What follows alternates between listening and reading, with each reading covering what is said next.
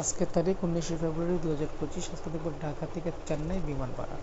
তো 19শে ফেব্রুয়ারিটা হওয়াতে আমরা 10 দিন পিছিয়ে 10 দিন 2025 সালের 28শে ফেব্রুয়ারি Dhaka to Chennai one way একজন প্যাসেঞ্জারের বিমান ভাড়া দেখব।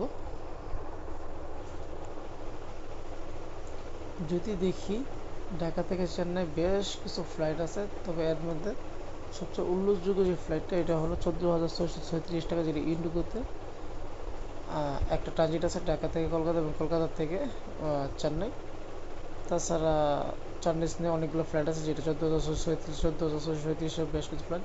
তো আমি যদি দেখি সবচেয়ে ফাস্টেস্ট ফ্লাইটটা, তা হলো আপনার 17,550। এটা সরাসরি কোনো ফ্লাইট ওই ডেটে দেখা যাচ্ছে না। এটা হবে ঢাকা থেকে কলকাতা এবং কলকাতা থেকে 1 ঘন্টা 55 মিনিট আপনাকে লে ওভার করে কলকাতা থেকে চলে যাবে চেন্নাই 2 ঘন্টা 20 মিনিটে।